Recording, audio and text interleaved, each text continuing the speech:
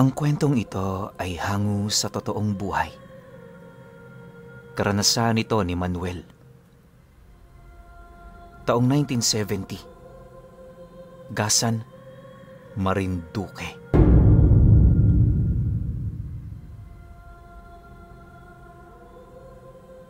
Kabilang ang pamilya ni Manuel sa mga angkan na unang nanirahan sa Gasan.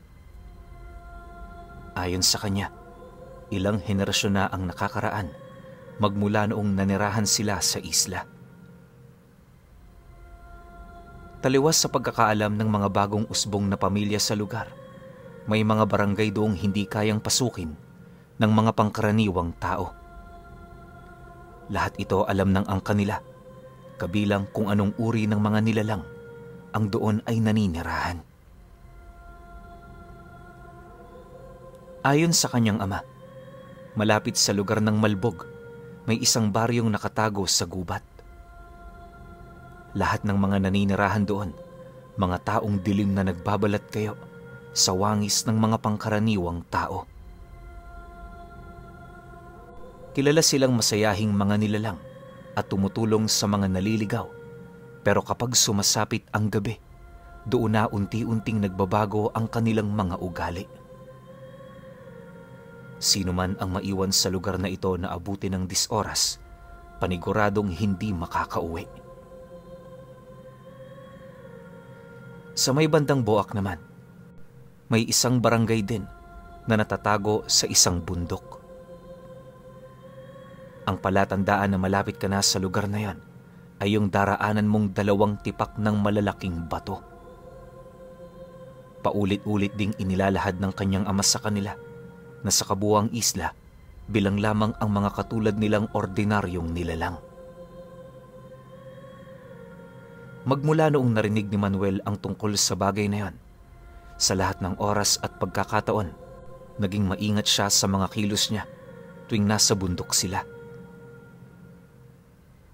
Lahat ng paalala at abiso ng kanyang ama, maingat niya yung ginagawa sa paniniwalang yon ang makakasalba sa kanyang buhay. Sa kanilang 5 pinuno, halos siya lang ang nag-iisang anak ng magulang niya na naniniwala sa lahat ng sinasabi ng kanyang ama.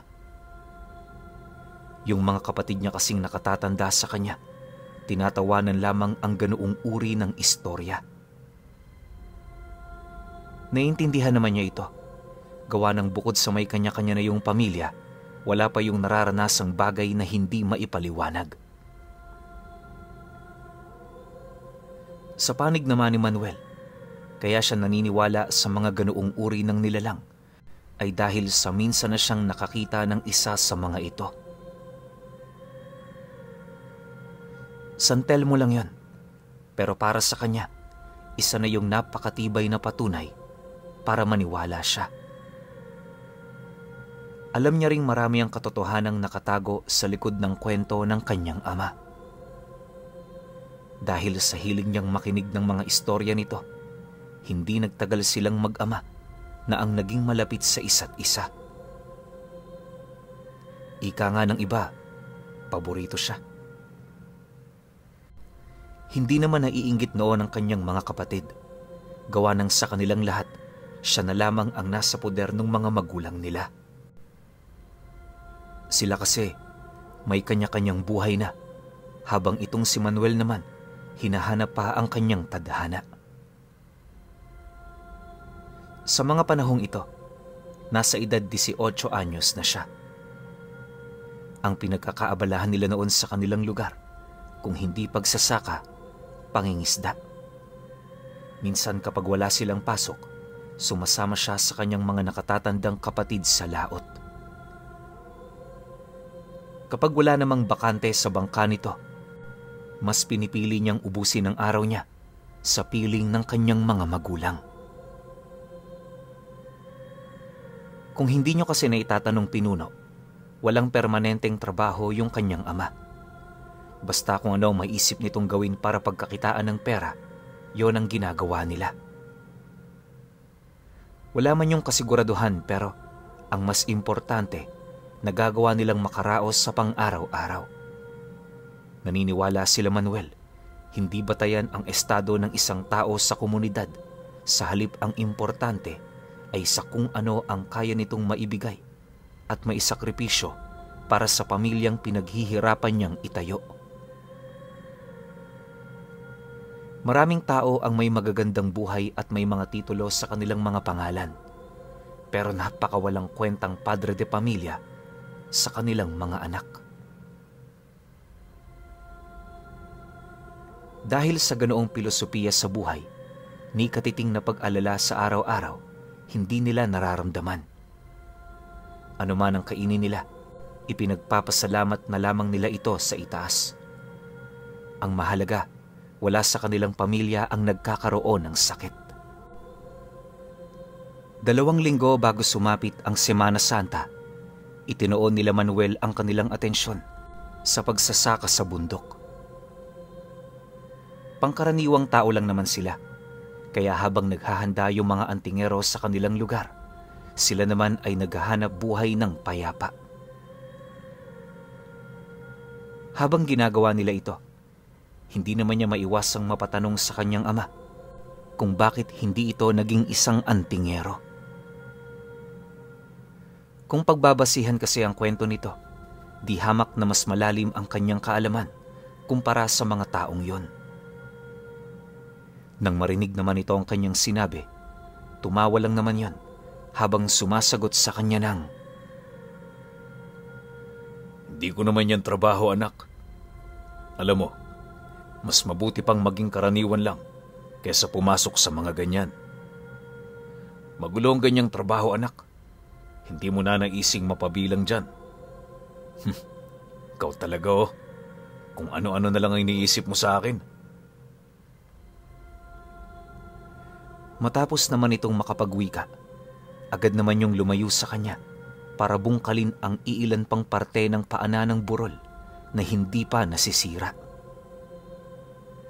Bale, sa itaas na bahagi lang yon ng kanilang pamamahay, kaya kahit abutin man sila doon ng gabi, hindi sila nag-aalala sa kanilang pag-uwi. Pawang mga saging at kamote lang din ang kanilang itinatanim.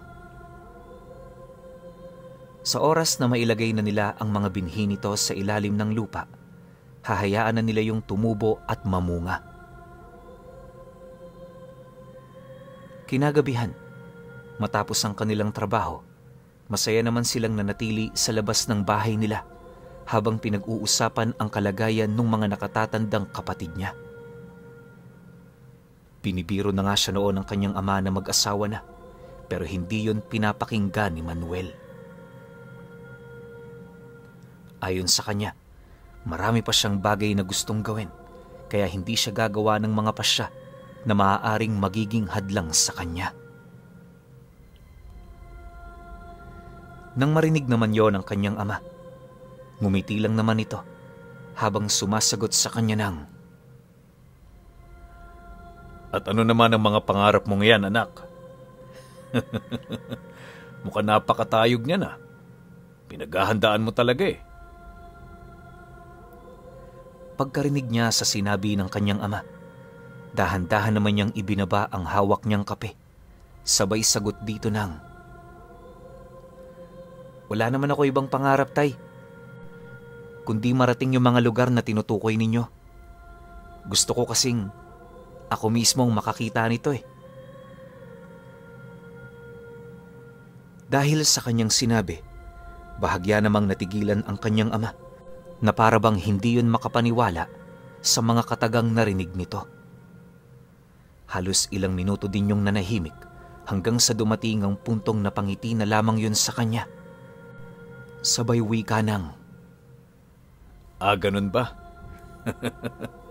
Huwag kang mag-alala. Darating din tayo dyan." Matapos naman itong mailahad ang mga katagang yon, ito na rin mismo ang nagyaya sa kanila na pumasok. Sa paglipas pa ng mga araw, hindi na niya napansin na pumasok na pala ang Lunes Santo. Ayon sa kanya, halos wala siyang kaide-ideya nito noong mga panahong yon. At nalaman na lamang niya yon sa kanyang ama nang abisuhan siya nitong wag na munang magtrabaho. Taon-taon naman nila yung ginagawa. Kaya ni katiting na pagdududa, wala siyang inisip sa tatay niya. Akala niya, magiging pangkaraniwan lang ang mahal na araw nila. Pero, lingid sa kanyang kaalaman, may mga pangyayari siyang matutuklasan na makapagbabago ng kanyang pananaw sa buhay. Sa pagsapit ng gabi noong mismong araw, pangkaraniwan pa rin naman ang ganap sa kanila. Si Manuel noon, 7:00 pa lang naghahanda ng matulog, habang ang kanyang ama naman nagsasarado na ng kanilang mga pintuan at bintana. Pagkaraan pa ng ilang oras, habang natutulog na siya sa kanyang silid, bahagya naman siyang nagising nang may marinig siyang tinig na nag-uusap-usap sa labas ng bahay nila. Noong una, inakala niya lang na mga magsasaka yung dumaraan, pero sa katagalan, napagtanto niyang hindi naman yun lumalayo. Dahil dito, iritable naman siyang bumangon sa higaan niya para pagmasdan ang labas ng bahay nila. Pagbungad naman ng kanyang paningin sa labas, laking gulat na lamang noon ni Manuel nang masipat niya ang iilang mga panauhin na nagsikumpulan sa ilalim ng puno ng santol. Nakalimitan naman nilang pinagpapahingahan tuwing tanghali. Pagsilay naman niya sa tatay niya nakausap ang mga ito, napilitan naman siyang lumabas ng bahay para magtanong. Subalit, nang akmang bubuksan na niya noon ang pinto, bahagya naman siyang natigilan nang sigawan siya ng kanyang ina na wag yung bubuksan. Dagdag pa nito na ang tatay niya lang ang pakay ng mga panauhing yon, kaya labas na sila sa kung ano man ang pinag-uusapan ng mga ito. Dala naman ng matinding pagkagulat ni Manuel, wala na rin siyang nagawa kundi ang sumunod. Bakas kasi sa mukha ng nanay niya ang hindi nito maipagkakailang galit habang nakasilay sa kanya. Dahil dito, minabuti na lamang niyang hintayin ang kanyang ama sa loob. Halos tumagal din ng ilang oras ang pag-uusap ng mga ito, at sa pagtungtong ng hating gabi, napansin na nilang paisa-isa nang lumalabas sa kanilang bakuran ang mga panauhing yon. Ayon sa kanya, wala naman doong nakakagulat, pero pagpatay ng mga dalang sulo nito, bigla namang nanlaki ang kanyang mga mata nang masipat niya ang mga taong yon na parang abong inihipan ng hangin. Sa pagkawala ng mga ito, nagmamadali namang pumasok ang kanyang ama na para bang may mga kinakatakutan yon sa labas ng bahay nila. Nang maisarado na nito ang pinto, bahagya naman yung natigilan nang masipat siya nitong nakaupo kasama yung nanay niya. Akala nung kanyang ama wala siyang nakitang kakaiba noong mga oras na yon. Pero sa kanilang pag-uusap, tapatan niyang inilahad ang lahat ng mga nakita niya. Una niyang tanong dito, sino ang mga taong yon? Bakit hindi niya yon kilala at bakit parang hindi yon nakatira sa baryo nila? Mariinding inilahad dito yung biglaang paglaho ng mga ito matapos nitong hipan ang siga ng kanilang mga sulo. Dahil sa kanyang sinabi, wala namang nagawa ang kanyang ama kundi ang umamin. Pagtatapat pa nito sa kanya, representante ng bawat baryo sa lugar nila, yung mga nilalang na nakita niya. Mariin din itong inilahad na kahit nakikita niyang pangkaraniwang tao ang wangis nito, hindi niya yun maaaring pagkatiwalaan. Sa pagpapatuloy naman ng kanilang pag-uusap, nabanggit nito sa kanya na ang kanilang tahanan ay nagsisilbing pinagpupulungan ng mga nilalang. Inilahad din ito na sa lahat ng taong naninirahan sa isla, siya ang nag-iisang representante ng mga ito. Matapos naman yung mailahad ng tatay niya, napabuntong hininga lang naman ito habang nagwiwika sa kanya ng, Pasensya ka na kung hindi ko sinabi ito sa'yo. Alam mo kasi may mga dahilan ako kung bakit ayaw ko itong paalam sa inyong lahat. Pero ngayong nakita mo na, wala na siguro akong magagawa. Matapos naman itong makapagwika, doon na nito inilahad sa kanya ang tungkol sa panahon ng pagkikita nila ng mga nilalang na naninirahan sa mga baryo na palaging binabanggit nito sa kanya. Ayon sa ama ni Manuel, hindi biro ang pulong na yon, gawa ng doon nakasalalay ang kapayapaan ng kanilang lugar. Lahat ng pagkakaalitan at pagkakabuklod-buklod, sinusubukan nilang ayusin hanggat hindi pa sumasapit ang araw ng pagkabuhay. Pagtatapat pa nito na, ang nakita niya noon ay ang unang pagpupulong na kanilang ginawa. Sa mga oras ding yon, wala silang ginawa kundi pag-usapan ang buhay sa mga baryong kanilang pinamamahalaan. Nabanggit din ito sa kanya na sa mga susunod na gabi, bibisita sila sa mga baryo nito upang tingnan ang estado ng pamumuhay ng mga nilalang na naninirahan sa lugar.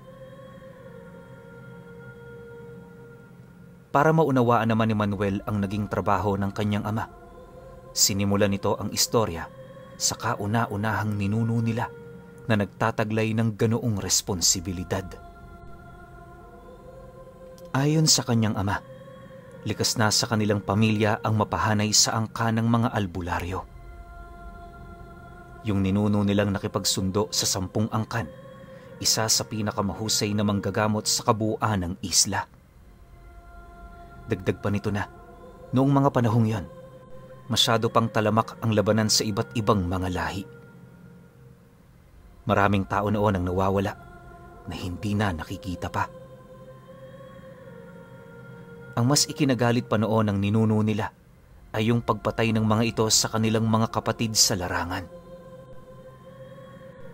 Hindi nagtagal, napilitan na rin silang makipagdigma, pero sa paglipas pa ng mga buwan at taon, napagtanto ng ninuno nila, puot at kamatayan lamang ang nagiging resulta ng digmaan.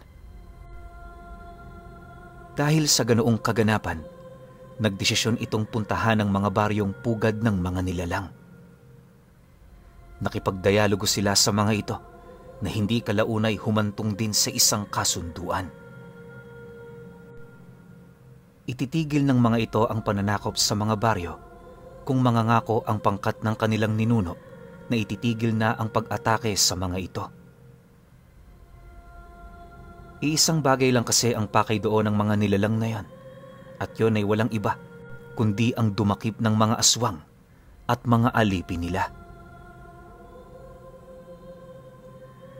Karamihan din sa hinuhuli ng mga ito ay yung mga taong nakagawa ng matinding pagkakasala sa kanilang kapwa. Madali nila yung nakikita dahil sa talas ng kanilang mga paningin, tumatagos yun sa kaluluwa. Nang marinig naman yon ng ninuno nila, napansin itong tila bang pabor sa kanila ang ganoong sitwasyon. Dahil sa pangyayaring yon, walang pagdadalawang isip naman silang sumang-ayon. Noong una, dadalawang angkan pa lamang ang may kaugnayan sa kasunduang yon. Pero hindi nagtagal, inabot na rin yon ng 12 miyembro. Mariinding inilahad sa kanya ng tatay niya na yung 12 pinuno ng iba't ibang angkan at tribo, pawang napapanig sa kaliwa. Bagaman hindi lahat umaalipin ng aswang, lahat naman yon ay nagkasundong magtulong-tulong sa oras ng digmaan. Kung iisipin, mapayapa naman ang estado ng kanilang mga hanay, pero may inaalala lang doon ang tatay niya. At yon ay walang iba, kundi ang angka ng mga agalas na halos hindi mabuhay ng walang aliping aswang. Alam ko na wala pa kayong ideya sa lahing ito. Para sa mga hindi nakakaalam, ang mga agalas ay isang uri ng engkantong itim. Marami silang kapatid sa lahi, kagaya ng taong dilim, mga itim na duwende, at mga kapreng gubat. Kung isipin, Pinuno, nasa panig ng kaliwa ang mga ito. Pero ang nakakapagtaka sa lahat ay yung kakaibang pag-aalipin ng mga ito. Kung ang iba, mga albularyo o antingerong mga inaalipin, sila naman, pawang mga nilalang na nasa mababang estado ng kanilang lahi. Ayon sa kanyang ama, kaya yun ginagawa ng mga agalas ay dahil sa pagkauhaw nito sa kapangyarihan. Araw-araw gusto nitong ipakita sa lahat kung gaano sila kamakapangyarihan. Bagaman maituturing na isang nakaugaliang gawain ang ginagawa ng mga ito para sa pamilya ng mga aswang, hindi yun maaari. Halos lahat ng pamilya ng mga aswang sa lugar gustong-gustong gumante sa mga engkantong yon.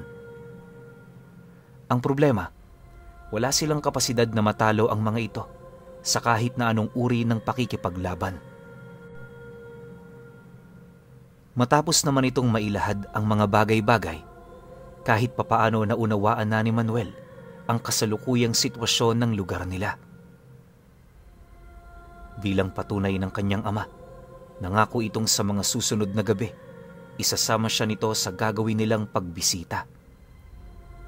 Yun nga lang, sa oras na gawin nila ang bagay na yon, kinakailangang maging matatag ang damdamin niya. Hindi maaaring mahina ang puso niya dahil pagbalik nila sa kanila, maaaring maapektuhan nito ang kanyang normal na pag-iisip. Nang marinig naman ni Manuel ang sinabi ng kanyang ama, lakas loob naman siyang sumang-ayon. Sa isip-isip niya, kayang-kaya naman niyang pagmasdan ng mga bagay na yon, basta ba'y hindi manganganib ang kanyang buhay.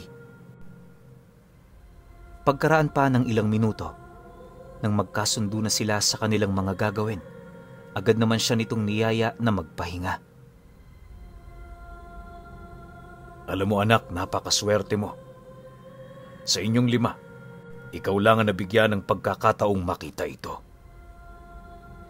Hindi malabong ikaw na rin ang magiging tagapaghalili ko sa hinaharap. Wika nito sa kanya.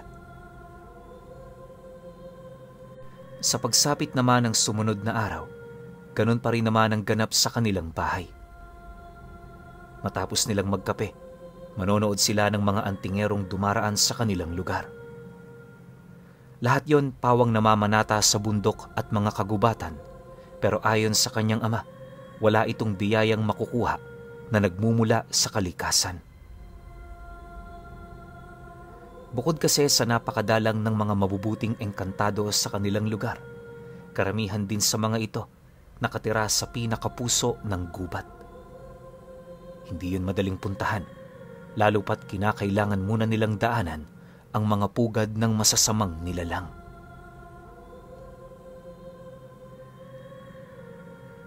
Kinagabihan, pagpatak naman ng dapit hapon, inabisuhan na siya nitong lumabas. Pinasuot din siya ng damit ng tatay niya na hindi pa nalalabhan. Gawa ng ayon dito, yon ang nag-iisang paraan para ituring siyang kaisa ng mga nilalang. Sa paglalim pa ng gabi, tahimik na silang naghihintay sa labas ng kanilang bahay. Makalipas pa ang ilang minuto, laking gulat na lamang ni Manuel nang masipat niya ang mga sulong bigla na lamang nagsisindi sa harapan ng bahay nila. Pagbalot naman ng liwanag sa buong paligid, nasipat niya ang 12 kataong nakatingin sa kanila.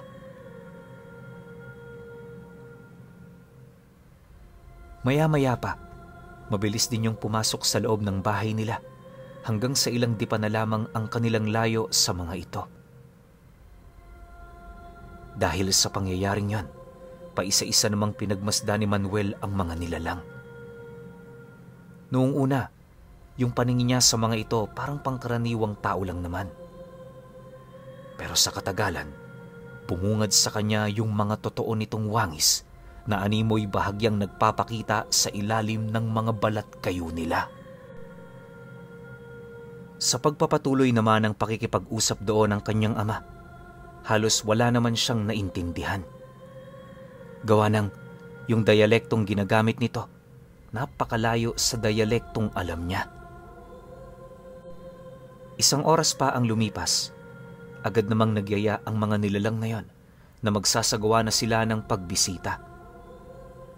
Nang marinig naman niya ang sinabi nito, tahimik lang naman siyang bumuntot sa tatay niya. Kahit anong mangyari, nakahawak siya sa damit nito, sa takot na baka mawala siya. Bago naman nila lisanin ang kanilang tahanan, inabutan siya ng tatay niya ng isang sulong may siga. Pagkakuha naman niya sa bagay na yan, pasimple naman yung bumulong sa kanya ng, "Kapag tinapik kita, ihipan mo ang sigang yan. Nagkakaintindihan ba tayo?" Nang marinig naman ni Manuel ang sinabi nito, tumango lang naman siya habang maiging pinakikiramdaman ng bawat kilos ng kanyang ama. Sa paglakad naman ng grupo nila papalabas ng bahay, ramdam naman niya ang matinding takot sa katawan. Gawa ng habang ginagawa nila ito, naririnig niya ang pinagsama-samang tinig ng mga nilalang. Hindi naglaon. Nang marating na nila ang tabi ng talahiban, nasipat naman niyang paisa-isa nitong inihipan ang mga sigang nakasinde sa mga hawak nitong sulo. Pagkalabit naman ng tatay niya sa kanya, agad naman niyang inihipan ang sigang yon na siyang naging sanhi upang bumungad sa kanya ang kakaibang lugar na halos unang beses pa lamang niyang napuntahan. Ayon sa kanya, sa magkabilang parte ng isang malawak na daan, may mga nakatirik na malalaking tipak ng bato. Sa sobrang laki nito, para na yung batong bukid kung titingnan. Sa itaas din itong bahagi, maraming nagsisili parang mga nilalang na halos hindi naman niya mawari kung ano.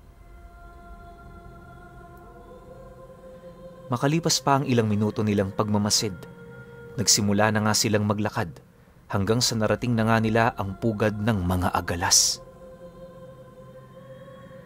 Kaya niya na lamang pugad yon ng mga nilalang ay dahil sa mga aswang na nakita niya. Harap-harapan niya yung nasaksihan kung papaano ginagawang alipin yon ng mga itim na engkanto. Bahala na kayo kung maniwala kayo o hindi. Pero sa lugar na yon, halos lakas ng aswang ang nagpapatakbo sa lahat ng bagay. Yung mga karitong kalabaw sana ang hihila, aswang yung nagdadala. Yung mga batang nakita niya, may mga alagang aswang na kahit saan mang lugar sila mapunta, palagi nila yung daladala. Karamihan sa mga nilalang na yon, halos matindi na ang pangangayayat, pero nagpupumilit pa rin silang manilbihan sa mga nilalang na nakahuli sa kanila. Yung tipong kahit ayaw nilang pagsilbihan ng mga ito, wala silang magagawa dahil sa oras na humadlang sila, kamatayan ang naghihintay na kabayaran sa kanilang mga akto. Dagdag pa ni Manuel na ang mga bahay sa lugar na yon, animoy gawa sa uling. Lahat ng iyong makikita purong kadiliman at anino ng kasamaan. Marami rin siyang nakitang katawan ng taong nakasabit sa mga sampayan na animoy naging tipikal ng pagkain ng mga ito. Sa pagpapatuloy naman ng kanilang pagmamasid, nasipat niya ang mga karumal-dumal na gawain ng mga agalas laban sa mga aswang. Yung mga nilalang kasing hindi na nila mapakinabangan, ibinibida nila sa entablado ng pugad nila. Pahihirapan muna nila yon ng husto bago yun pupugutan ng ulo. Matapos naman nilang masaksihan ang mga kaganapan sa lugar na yon, agad naman silang tumungo sa susunod pang baryo. Ganon at ganon ang ginawa nila hanggang sa makabalik na sila sa kanilang tahanan. Pagkatapos ng kanilang pagbisita, agad din namang nawala ang mga ito. Sa puntong yon, takot at pagkabahala na lamang ang naiwan kay Manuel. Sa sobrang takot din niya noong mga oras na yon, hindi na niya sinubukan pang sumama sa kanilang padre de pamilya. Matapos ang Biyernes Santo Pinuno, kagaya ng sinabi ng tatay niya, tuluyan ngang nabago ang pamamaraan ng kanyang pag-iisip. Ayon kay Manuel na, dahil sa kanyang mga nakita, doon niya napagtanto kung bakit bibihira ang mga aswang sa lugar nila. Gayunpaman, kahit madalang ang mga ganoong uri ng nilalang sa kanilang lugar, hindi pa rin siya gaanong nagpakakampante sa kadahilan ng alam niya sa kanyang sarili na kumakain ng karne ng tao ang mga ito. Gayunpaman, sa kabila ng kanyang mga nalaman, nanatili pa rin siyang matatag dahil sa mga impormasyong patuloy na ibinabahagi ng kanyang ama. Pero alam niyo, Pinuno, magmula noong namatay yung tatay niya, nabago ang sitwasyon sa kanilang lugar. Hindi kasi nito naipasa sa kanya ang aral nito, kaya naman yung ilang henerasyong pagpapasa-pasa ng ganoong karunungan, bigla na lamang natuldukan. Magmula noon, hindi na rin nagpakita sa kanila yung mga nilalang na nabibilang sa kinakatakutan na 12 angkan.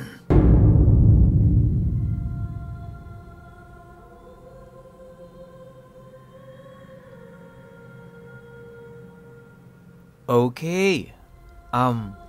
Opinyon ko sa kwento. Grabe ka namang mambitin, Manuel. Sobrang ganda ng kwento na to. Alam niyo kung bakit? Pinag-uusapan natin dito, 1 dosenang magkakaibang angkan. Tanong, ano-ano ang katangian ng iba't ibang angkan na yon? 12 to eh. Ang dami nito. 'Di ba? Parang isa lang yung binahagi niya eh, tas yun ang aalipin ng aswang. Isipin niyo dun sa lugar na yon, bata pa lamang meron ng alagang aswang. Kumbaga ginagawa nilang hayop. Ganun sila kalakas tsaka ganun sila katindi. Yung mga humihila lang ng karwahe, imbis na gumagawa nun, hayop sa kanila, aswang eh. 'Di ba? So ang tingin nila rito sa lahi ng kaliwa na to, itong mga aswang, walang iba kundi mga hayop lang talaga. Hindi ko lang alam kung kinakain din nila yon o ginagawa lang nilang katulong para meron silang katuwang sa pang-araw-araw nilang ginagawa. 'Di ba? Paano pa kaya yung 11 angkan? Ano kayang ginagawa ng mga yon, 'di ba?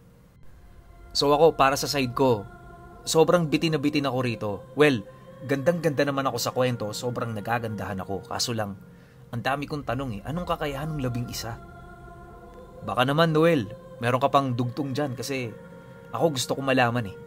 Yung isa pa lang ang lakas na tas kinakatakutan tong 12 to. Paano pa kaya yung 11, di ba? Well, paulit-ulit na yung nagiging opinion ko sa kwento na to, pero wala kasi ako masabi kundi yun lang. Diba? Kaya, Noel, kung sakaling meron man, huwag kang maihiyang isend sa akin yan. Ikukwento ko talaga yan. Pero kayo, alam ko, bitin kayo. Pero kung may opinion kayo sa kwentong ito, comment nyo lang sa baba. Yun lang. Hanggang sa susunod na kwento. Salamat.